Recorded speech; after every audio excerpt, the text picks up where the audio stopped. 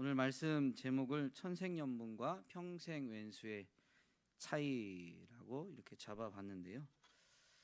그 차이가 뭘까요?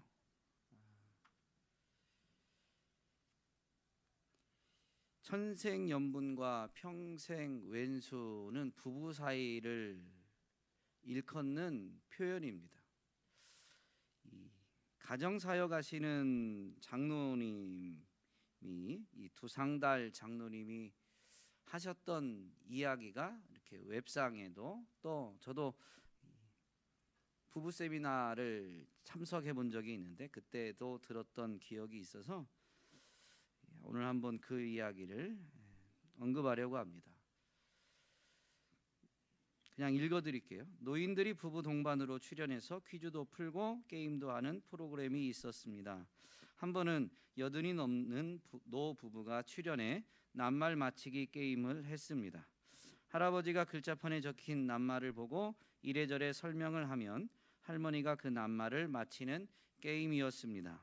할아버지가 글자판에 적힌 천생연분이라는 낱말을 보고 자신만만한 미소를 지으며 할머니에게 이렇게 문제 냈습니다. 우리처럼 사는 부부를 뭐라고 하지?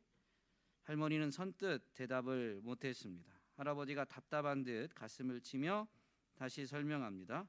아이, 우리 같은 부부를 왜 이것이라고 하잖아. 할머니는 그제서야 알았다는 듯 큰 소리로 외쳤습니다. 왼수. 순간 방청석은 웃음바다로 변했습니다. 당황한 할아버지가 진땀을 흘리며 다시 설명했습니다. 아니, 그거 말고 네 글자로 하면 뭐라고 하지? 할머니는 잠깐 생각하는 듯 하더니 더욱 자신 있게 대답했습니다. 평생왼수. 그러자 이제 사회자가 할아버지에게 물었습니다. 그동안 부부싸움을 한 번도 안 하셨어요? 그럼 우리는 천생연분이라니까 절대로 싸움 같은 거 안 했어요 라고 할아버지가 대답했습니다. 그런데 이어서 할머니가 대답을 하시는데 말도 말아요. 그러자니 내 속은 얼마나 썩었겠소. 내 속 까맣게 썩은 건 아무도 모른다. 싸움은 안 했지만 싸움을 안 하기 위해서 할머니는 속을 그냥 삭히고 그러니라고 속이 썩었던 거죠. 할아버지는 싸움을 한 번도 안 해서 그 평생 함께한 그 할머니와의 관계가 천생연분이라고 생각했지만 갈등을 피하려고 한 할머니 입장에서는 늘 분을 삭혀야만 했던 왼수였던 것입니다. 누구의 잘못일까요?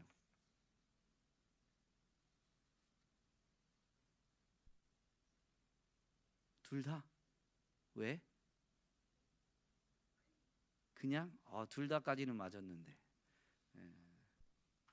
물론 부부관계에 대해서 잘 못 알고 있었던 할아버지, 할머니의 마음을 헤아리지 못했던 할아버지도 잘못이 있고 자신의 속마음을 일절 내비치지 않았던 할머니에게도 잘못이 있습니다. 어쨌든 부부관계가 사실은 천생연분이어야 되는데 평생왼수로 지냈던 것이죠. 오늘날 하나님과 교회, 그리스도와 교회의 관계는 부부관계로 묘사되는데요. 하나님과 교회의 관계, 부부관계는 천생연분이어야 합니다. 그런데 정말로 교회를 통해서 교회 안에서 하나님과의 관계가 천생연분이다라고 누리고 있는 사람이 있는 반면에 이 할머니처럼 평생왼수로 지내는 사람들도 있을 수가 있는 것이죠. 교회 안에서 두 부류의 사람이 있다라는 것입니다. 출애굽기를 살피면서 사실은 모세에 대해서 살펴보는 건데 모세가 출애굽한 이스라엘 백성들을 신약에서는 광야교회다 일컬었습니다. 그래서 이 교회를 세우는 사람이라는 관점에서 모세를 살펴보게 되었는데요. 지난주에는 이제 바로의 문제, 바로를 살펴보았습니다. 교회를 세우는데 최대의 장애물이 바로다. 바로와 같은 사람이다 라는 부분을 되새겨 보았죠. 지난주에 바로는 어떤 사람이라고 말씀을 통해 되새겼죠. 그래서 목사는 한 설교 또 해도 두려워하면 안 됩니다. 내가 이거 지난주에 했는데 오늘 또 하면 교인들이 저거 지난주에 한 이야기인데 라고 말하면 어떻게 하나. 전혀 겁먹을 필요가 없습니다. 90%는 지난주에 한 것 또 해도 모릅니다. 10%는 지난주에 한 설교를 기억하고 있다, 또 은혜 받습니다. 그래서 목사는 한 설교 또 해도 괜찮습니다. 여러분이 동의를 안 해도 괜찮습니다. 강 목사님한테 하는 얘기예요. 어떤 선배 목사님이 저한테도 해주신 얘기예요. 목사는 물론 설교 한 편 가지고 매주 하라는 의미는 아니지만 한 설교를 또 하는 데 있어서 주저할 이유가 없다. 지금 한 얘기는 우스갯소리지만 하나님의 말씀은 그 하나님의 말씀 자체로 능력이 있는 것이지 그걸 내가 말해서 능력이 나타나는 건 결코 아니기 때문에 정말로 하나님의 말씀을 전하는 데 있어서는 오늘 이 성도들에게 지난주에 한 말씀을 동일하게 전한다 해도 그게 하나님이 주신 감동이면 주저하면 안 된다라는 것이 진짜 의미죠. 어쨌든 우리가 이 바로에 대해서 살펴보았는데 바로와 같은 모습이 오늘 우리 안에도 있고 오늘 우리 교회 안에도 있을 수 있다라는 것을 분명히 되새겼는데, 바로는 어떤 사람이냐? 스스로 왕의 자리에 올라서 하나님을 모른다 하며 하나님을 무시해서 자기 욕심을 따라 행하는, 자기 욕심을 따라 살아가는 사람이 바로 바로다라는 것을 분명히 되새겼습니다. 그러면 이 교회를 세우고 교회를 일으키는 모세와 같은 사람, 굳이 오늘 말씀 제목대로 하면 바로는 교회를 세우는데 평생 왼수와도 같은 사람이었습니다. 그런데 모세는 교회를 세우는 사람이었으니 교회 내에서는, 교회에서 보면 모세는 바로 이 천생연분, 하나님과 교회와도 천생연분인 사람이죠. 그러면 모세와 바로의 차이가 무엇인가? 라는 것입니다. 여러분은 어떻게 생각하세요? 모세와 바로의 차이가 뭘까요?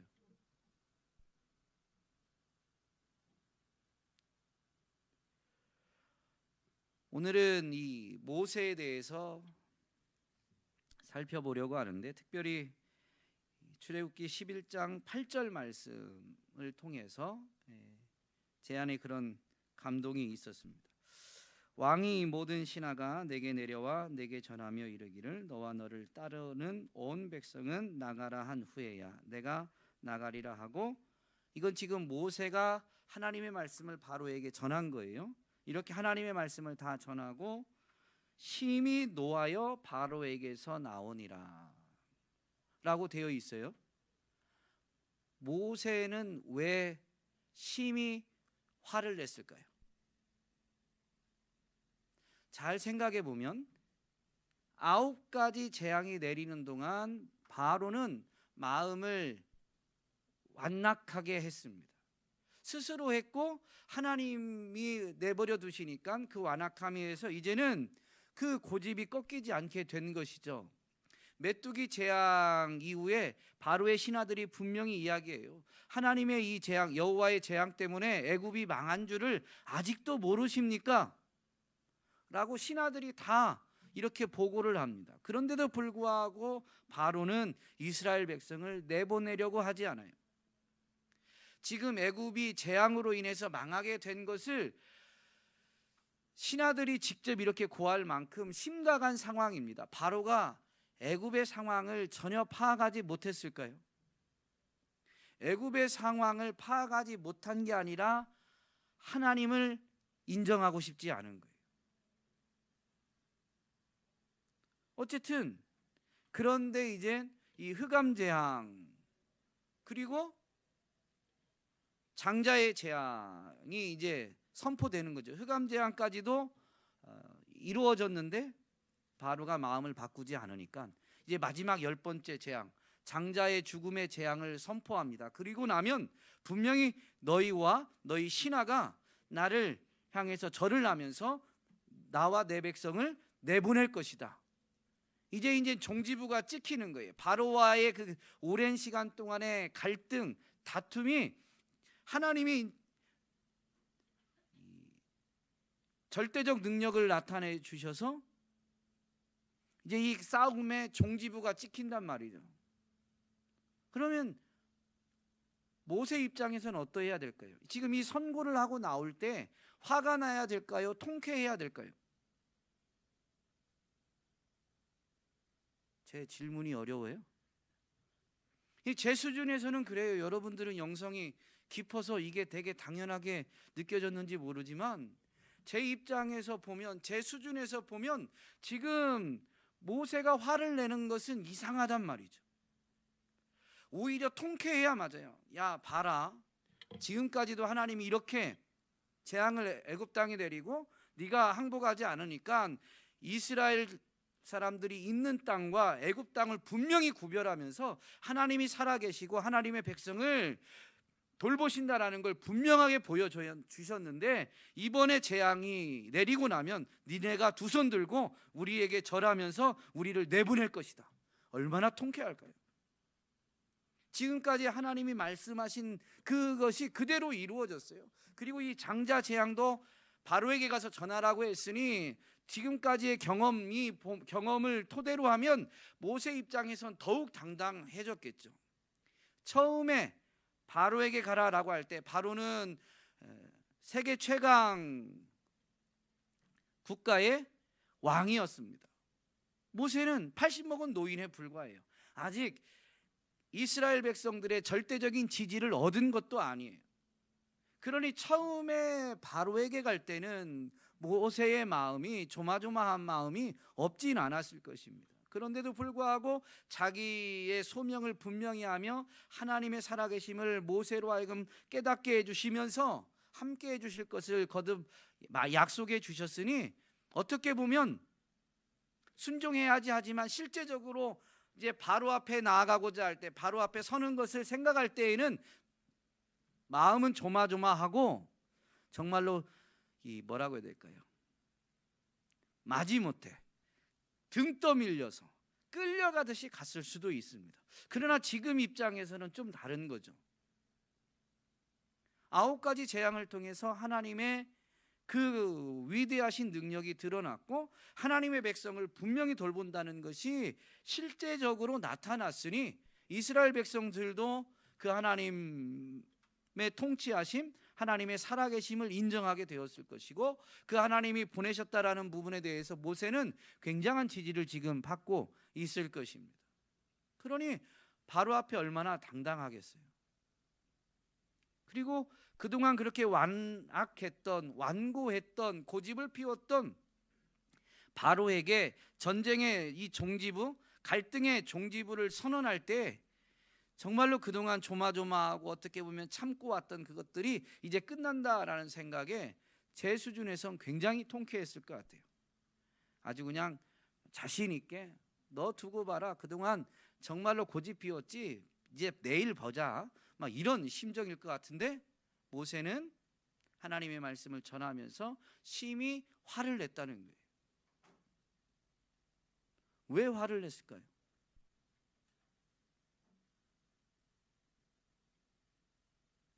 지난주에도 말씀을 살펴보면서 언급했지만요, 하나님은 죄인이라도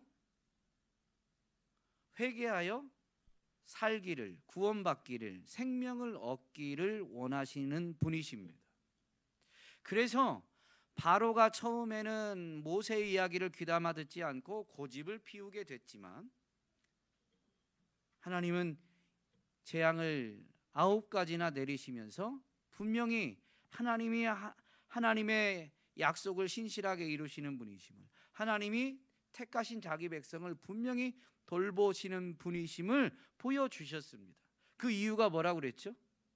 바로가 그렇게 완악하게 되는 것이 하나님이 그렇게 하신 것이라면 이 9가지 재앙은 굳이 내릴 이유가 없어요. 그냥 완악한 마음을 그대로 고정시켜 놓으시고 하나님이 그냥 10번째 재앙을 내려서 애굽 온 땅에 죽음이 흐르게 하고 그냥 거기서 이스라엘 백성은 살리고 건져내시면 돼요. 그런데 그렇게 하지 않으신 이유, 오랜 시간 동안 더 번거롭게 하면서 그렇게 하나님이 출애굽의 역사를 이루신 이유는 이러한 일들을 통해서 그 바로조차도 회개하여 하나님께 돌아오기를 원하셨기 때문이다라는 부분을 분명히 언급했죠.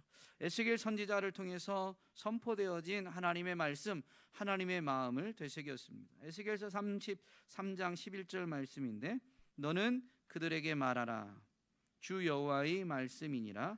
나의 삶을 두고 맹세하노니 나는 악인이 죽는 것을 기뻐하지 아니하고 악인이 그의 길에서 돌이켜 떠나 사는 것을 기뻐하노라.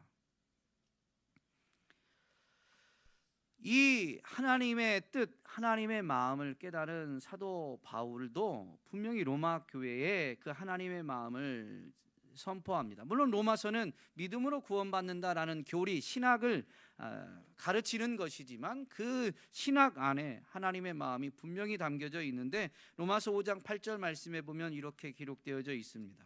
우리가 아직 죄인 되었을 때 그리스도께서 우리를 위하여 죽으심으로 하나님께서 우리에 대한 자기의 사랑을 확증하셨느니라. 10절 말씀에 보면 이 우리가 아직 죄인 되었을 때가 하나님과의 관계적인 측면에서는 어떤 때냐? 곧 우리가 원수 되었을 때 하나님께서 그의 아들의 죽으심으로 말미암아 하나님과 화목하게 되었다라고 선포하고 있습니다. 그러니까 우리가 아직 죄인 되었을 때, 그때는 언제냐면 우리가 하나님과 원수 되었을 때인 것이죠. 그러므로 하나님은 누구를 위해서 독생자를 내어주시고 그 독생자 예수 그리스도의 십자가의 죽음을 통해서 누구를 향한 사랑을 보여주신 거예요? 원수를 향한, 원수 때문에, 원수를 사랑하기 때문에 원수를 향한 그 사랑을 십자가를 통해서 확실하게 증명해 보이며 증거하셨다라는 것입니다. 하나님은 원수까지도 사랑하신 분이에요. 악인이 망하는 걸 좋아하시는 분이 아니시다라는 것이죠. 예수님도 하나님 나라를 가르치실 때 산상수훈에서 분명히 선포하십니다. 내 이웃을 사랑하고 내 원수를 미워하라 하였다는 것을 너희가 들었으나, 율법에 대해서 잘못 해석한 것이죠. 그래서 예수님이 올바로 가르쳐 줍니다. 나는 너희에게 이르노니 너희 원수를 사랑하며 너희를 박해하는 자를 위하여 기도하라. 그러면서 뭐라고 이어서 말씀하시냐면, 이같이 한즉 하늘에 계신 너희 아버지의 아들이 되리니. 이는 하나님이 그 해를 악인과 선인에게 비추시며 비를 의로운 자와 불의한 자에게 내려주심이라. 악인이, 죄인이 멸망당하는 것, 죽는 것을 기뻐하셨다면 그들이 이 땅에서 살아가는 데 필요한 그 은혜를 동일하게 의인에게, 선인에게 베푸는 것처럼 동일하게 베풀어 주시지 않으셨을 거예요. 그런데 하나님은 그렇게 하셨다라는 것입니다. 왜냐하면 이 땅에 머무는 동안 그들도 그 하나님의 선하심을 깨달아 알아서 하나님께로 돌아오길 원하시기 때문이었던 것이죠. 그래서 예수님도 하나님 나라를 가르치실 때 원수를 사랑하라라는 것을 분명히 가르쳐 주셨습니다. 구약에서 보면 하나님이 아브라함과 이삭과 야곱을 택하시죠. 그리고 그들의 후손으로 큰 민족을 이루시게 됩니다. 그래서 이스라엘 민족을 하나님이 택하심을 나타내 보이시는데, 하나님은 이스라엘만 택하신 게 아니에요. 이스라엘을 택하신 이유, 아니 그들의 조상인 아브라함을 택하신 이유를 처음 아브라함을 택하실 때, 아브라함을 부르실 때 분명히 말씀해 주시죠. 너로 말미암아 땅의 모든 족속이 복을 받게 되는 것이 하나님이 아브라함을 부르신 목적임을 분명히 아십니다. 아브라함만, 이스라엘 민족만 택하신 게 아니라 먼저 택하신 거예요. 먼저 부르신 거예요. 왜냐하면 그들을 통해서 영이신 하나님을 잘 보지 못하는 인생들로 하여금 하나님을 발견할 수 있도록, 하나님의 선하심과 인자하심을 바로 이 택하신 족속들을 통해서 바라볼 수 있도록, 느낄 수 있도록, 체험할 수 있도록 하기 위함이었던 것입니다. 그래서 이 하나님의 마음을 깨닫는 사람들은 하나님을 부정하는 사람들에 대해서 무시하거나 천대하거나 핍박하지 않습니다.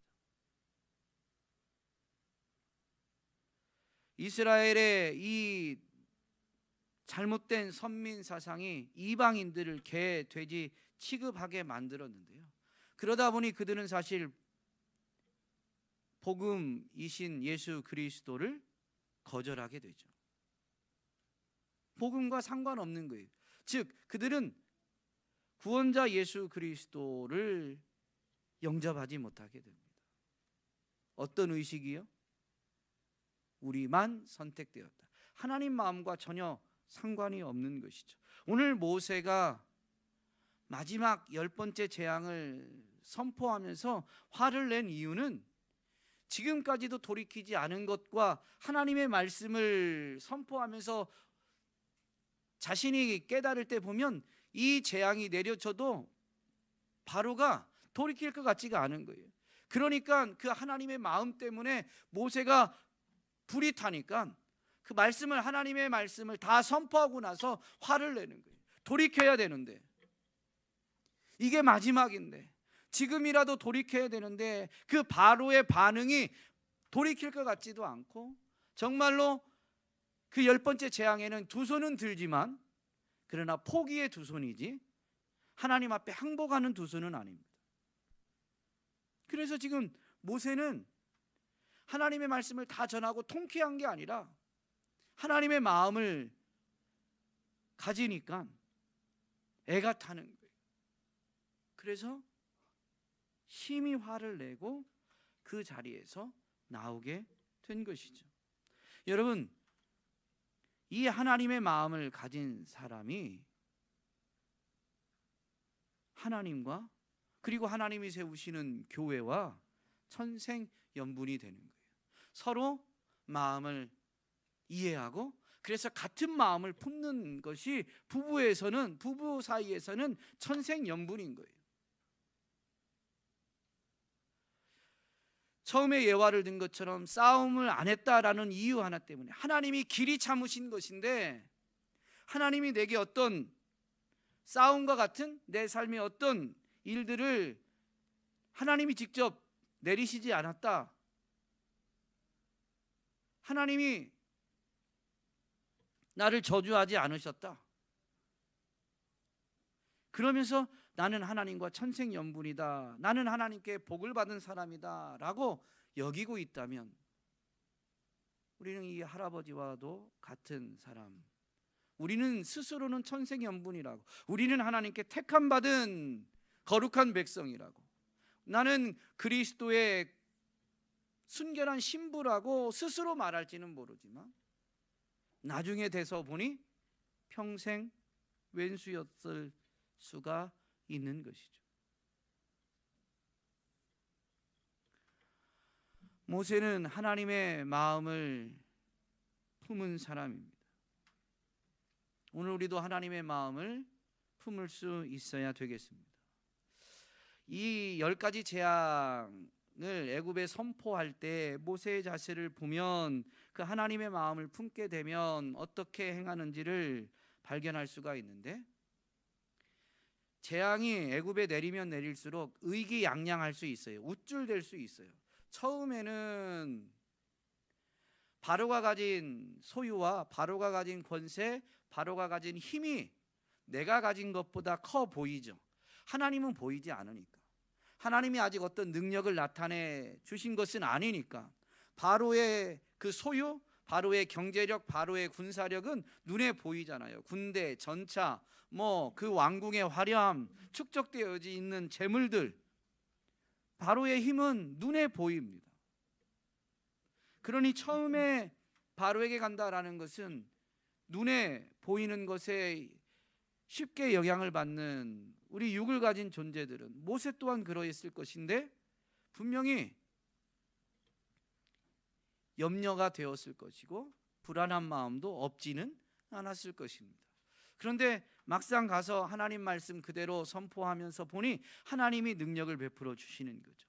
점점 하나님이 재앙을 애굽 땅에 내리시는데 바로의 그 신하들, 바로가 데리고 있었던 그 마법사들, 요술사들도 흉내를 내다가 이내 이제 더 이상 흉내내지 못하고 정말로 이것은 하나님의 권능이다라고 그 마술사들이 인정하게 됩니다. 그러면서 이제 애굽 땅에 재앙을 내리는데 하나님께서 고센 땅과 애굽 땅을 구분하기 시작하죠. 그러면 모세 입장에서는 정말로 하나님은 이스라엘의 하나님이다 라는 것이 증명된단 말이죠. 그러면 얼마나 기세등등할까요? 그 하나님이 나와 함께 하신다는데. 그런데 성경 어디를 봐도 모세가 우쭐했거나 기세가 등등했다라는 표현이 없어요. 매우 덤덤합니다.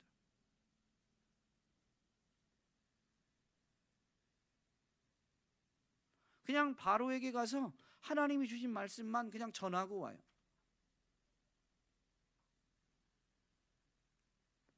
그렇게 할 수 있었던 이유는 이 하나님의 마음을 가졌기 때문이지만 혹여나 그가 돌아오길 원하지만 그리 아니해도 모세는 분명히 알아요. 그 하나님의 대적, 하나님의 원수, 교회의 제일 대적, 교회를 방해하고 있는 가장 큰 장애물인 바로를 심판하는 것은 자기가 아니다라는 걸 분명히 알아요. 자기가 가서 애굽의 재앙이 내리게끔 쓰임 받고는 있지만 그것은 자기가 하는 게 아니고 자기가 애굽의 심판자가 아니에요. 여러분, 우리는 삶을 살면서 이 부분을 놓치면 안 돼요. 어떤 갈등이 있으면, 억울함을 겪으면 우리는 자꾸 우리가 해결하려고 그래요. 감정에 휩싸여서 그렇습니다. 그 속상하고 억울하고 그래서 화가 나는 감정을 우리는 그냥 쏟아 부으려고 해요. 우리가 그래서 그걸 풀어버리고 우리가 원수 갚으려고 하는 것이죠. 그러나 심판주는 오직 하나님뿐입니다. 그래서 하나님께서는 교회에게 분명히 가르쳐 주시기를 내 사랑하는 자들아 너희가 친히 원수를 갚지 말고 하나님의 진노하심에 맡기라. 기록되었으되 원수 갚는 것이 내게 있으니 내가 갚으리라고 주께서 말씀하시니라. 이 기록되어 것은 구약 성경에 기록되어져 있는 것이죠. 그리고 신약 교회에도 분명히 원수를 직접 갚지 말고 하나님께 맡기라라고 다시 말씀해 주시는 거예요. 그러니 신구약 성경이 동일하게 원수 갚는 것은 하나님께 있음을. 그러면서 이 로마서 12장 후반부에서 우리는 그 원수를 어떻게 하라고 해요? 선대하라는 거예요. 그러면 그의 이마에 숯불을 올려놓는 것과 같다. 악으로 악을 갚지 말고 선으로 악을 이기라라는 게 로마서 12장의 마지막 권면입니다.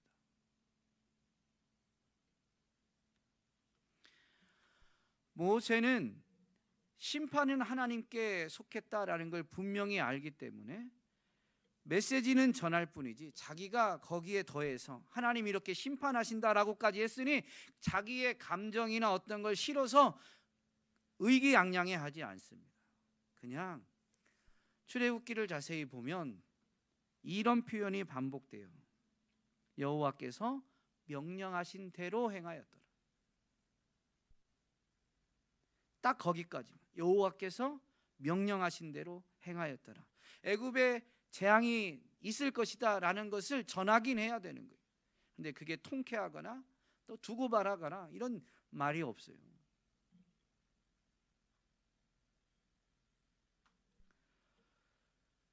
여러분, 우리가 하나님의 마음을 가지고 심판을 하나님 손에 맡기며 살아갈 때 사단은 우리를 그렇게 하지 못하도록 미혹하죠. 우리가 분별해야 될 게 있는데 사단의 괴계가 무엇인지를 분명히 알아야 됩니다. 조금 전에도 말씀드린 것처럼 이 원수에 대한 감정으로 선악을 자기가 판단하게 만듭니다. 근데 그 선악은 결국 감정에 의존하면, 감정이 기준이 돼서 선악을 판단하면 어떻게 되냐면 나는 절대적으로 옳고 나를 속상하게 한, 나를 아프게 한, 나를 억울하게 한 그 사람, 원수라고 표현을 한다면 원수는 절대적으로 악하다라고 판단해 버리게 됩니다. 교회 안에 있다 보면 교회를 대적하는 불신자들을 향해서 이런 생각을 가지는 경우들도 있습니다. 믿음을 명분으로 반대하는 사람을 악으로 치부하게 되는 경우죠. 이게 사단의 미혹입니다. 하나님의 마음과는 상관없는, 다른 사람의 실수에 대해 냉혹하게 그리고 확대해서 판단하게 만듭니다. 없는 것을 가지고 판단을 내리게 하지 않아요. 사단의 계계입니다.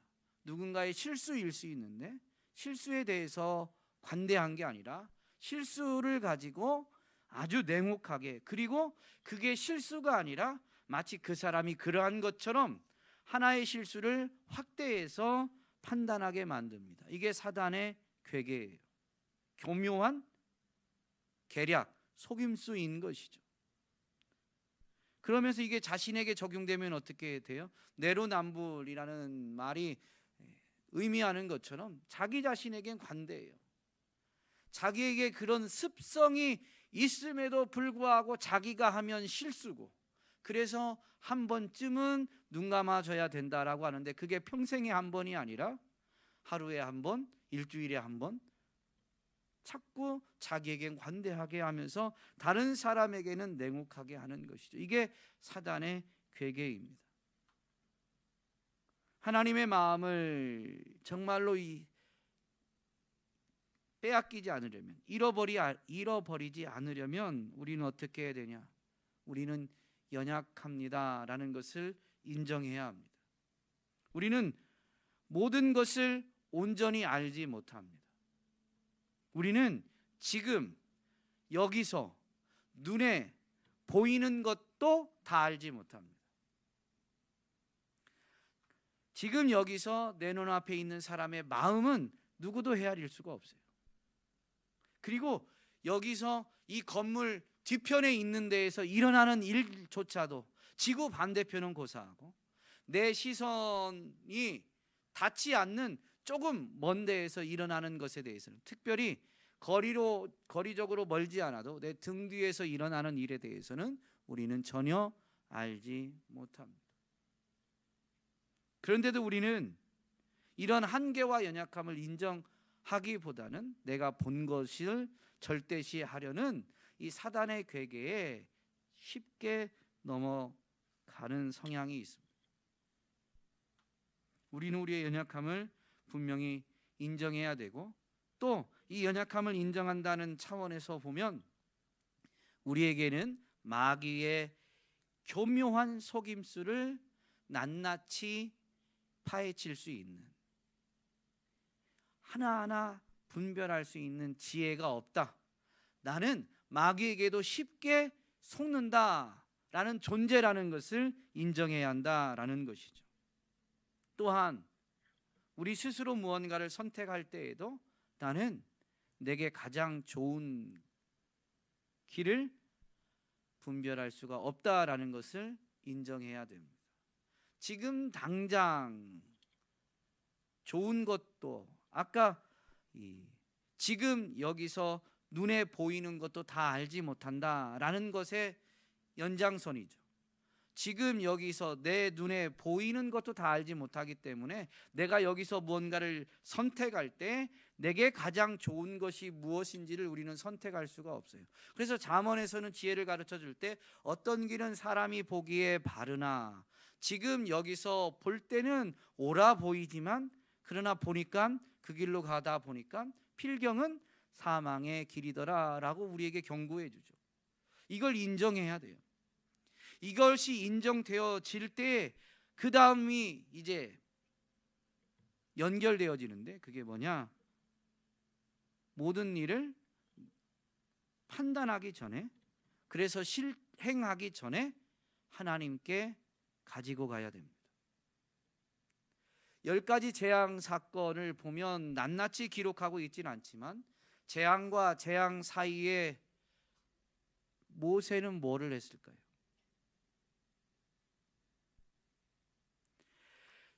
애굽의 재앙을 선포할 때마다 공통적으로 기록하고 있는 말씀은 뭐냐면 모세가 여호와께서 명령하신 대로 행하였더라라는 것입니다.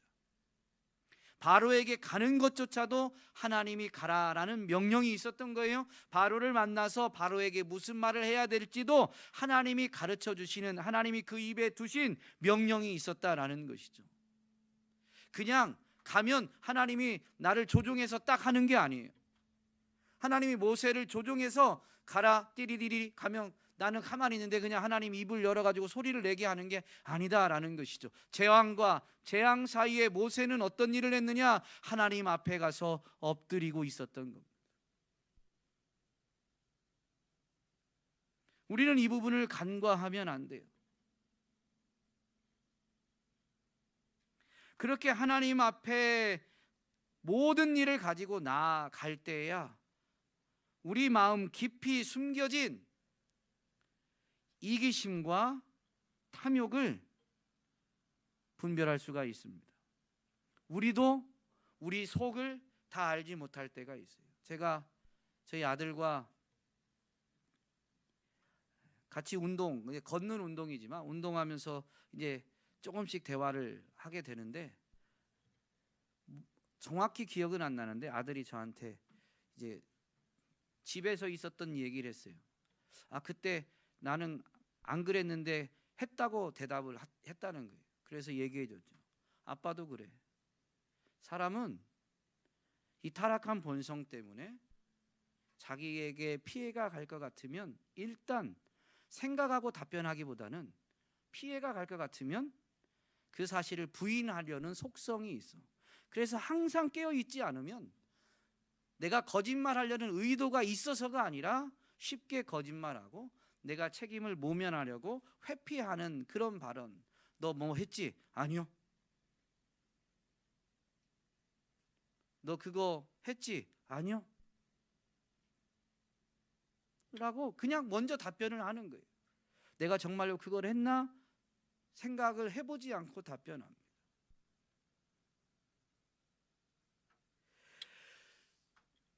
이런 이기심, 마음 깊숙이, 그래서 나도 모르게 나의 이익을 추구하려는 그런 마음 등은 하나님 앞에서만 살펴질 수 있어요. 왜냐하면 하나님은 중심을 살피시는 분이시기 때문에 그렇습니다. 그리고 하나님께 모든 일을 가지고 나아갈 때야 가장 좋은 길이 무엇인지를 우리는 하나님께로부터 가르침을 받게 되고, 또 그게 납득되지 않는 경우에는 내 이성적으로도 하나님이 가르쳐 주신 가장 좋은 길이 납득이 되어지면 그것에 순종하는 건 그리 어려운 일이 아닙니다. 그런데 지금 내가 판단할 때 드는 내 생각과 하나님이 가장 좋은 길이라고 가르쳐 주신 그 길이 정반대일 때는 하나님이 가르쳐 주신 가장 좋은 길로 걸어간다는 것, 그 하나님의 말씀 명령에 순종한다는 것은 결코 쉽지 않습니다. 그러나 어떤 일을 실행하기 전에 하나님 앞에 가지고 나아가서 가장 좋은 길이 무엇인지를 하나님께 묻기 시작한다면 내가 납득되지 않는 일이라 할지라도 순종할 수 있는 힘까지도 하나님이 주시기 때문에 여러분, 모든 일을 판단하고 실행하기 전에 하나님께 가지고 나아가야 되는 것이죠. 그런 사람, 그런 이 하나님의 마음을 품은 사람, 그래서 하나님의 마음, 하나님의 뜻대로 행하는 사람만이 정말로 하나님과 천생연분, 교회를 세우고 교회를 일으키는 일에 쓰임받게 되는 것입니다. 그렇게 쓰임 받은 사람 중에 다윗이 있죠. 다윗을 일컬어서 하나님은 내 마음에 합한 자다라고 분명히 말씀해 주셨습니다. 하나님이 하나님 마음에 합하다라고 말했다라는 것은 다윗은 하나님과 마음을 같이 했다. 다윗은 하나님의 마음을 가졌다라는 의미입니다. 그의 생애에 있었던 사건들, 이야기들 중에서 하나님의 마음을 가졌다라는 부분을 발견하게 되는 것은 엔게디 광야 동굴에서 사울을 피해 숨었을 때, 사울이 다윗을 잡으러 왔다가 어느 동굴 안으로 볼일 보러 들어왔는데 사울 혼자 들어왔어요. 볼일 보러 왔으니까.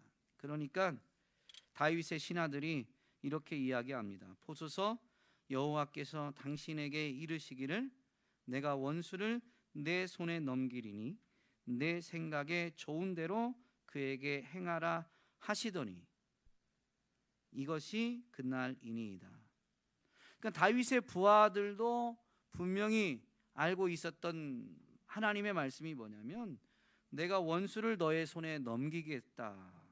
너의 생각에 좋은 대로 그에게 행하라 라는 그런 말씀이 있었던 거죠. 그래서 지금이 그때다 라고 신하들이 지금 다윗에게 청을 하고 있는 내용입니다. 그런데 다윗이 일어나서 사울을 찔러 죽인 게 아니고 겉옷 자락만 가만히 베고 이제 사울이 볼일을 다 보고 동굴 밖으로 빠져나간 한참 후에 이제 분명히 자기 신의 부하들에게 이야기하죠. 내가 손을 들어 여호와의 기름 부음을 받은 내 주를 치는 것은 여호와께서 금하시는 것이니 그는 여호와의 기름 부음을 받은 자가 됨이니라 하고 다윗이 이 말로 자기 사람들을 금하여 사울을 해하지 못하게 하니라. 자기가 직접 사울을 해하지 아니하였을 뿐만 아니라 자기의 부하들 중 누구도 사울을 쉽게 해하지 못하도록 금지 명령을 내렸다라는 것입니다. 이유는 단 하나입니다. 하나님이 사울을 기름 부었다. 사울에게 기름을 부었다라는 이유 하나 때문이에요. 하나님이 기름 부으셨으면 사울의 잘못은 하나님이 심판하실 일이지 내가 심판할 일이 아니다 라는 분명한 자세를 가지고 있었던 것이죠. 비록 내가 그 사울 때문에 도망 다녀야 되고 생명의 위협을 받고 있을지라도 라는 것입니다. 이러한 마음이 하나님의 마음, 하나님 마음에 합한 것입니다. 오늘 우리는 하나님의 마음을 가지고 하나님의 뜻에 순종하게 될 때, 즉 우리의 한계와 연약함을 인정함으로 모든 일을 판단하고 실행하기 전에 하나님께 가지고 와서 하나님의 뜻을 구하고 하나님의 뜻에 순종할 때 정말로 하나님과 천생연분의 거룩한 신부로서 교회를 세우고 교회를 일으키는 일에 쓰임받게 되어질 것입니다. 오늘 저와 여러분이 기도의 자리에서부터 먼저 하나님의 마음을 부어주시기를, 모든 일에 하나님의 뜻을 구하며 그리고 전적으로 하나님의 뜻에 순종하기를 결단하는 저와 여러분이 될 수 있기를 주님의 이름으로 축복합니다.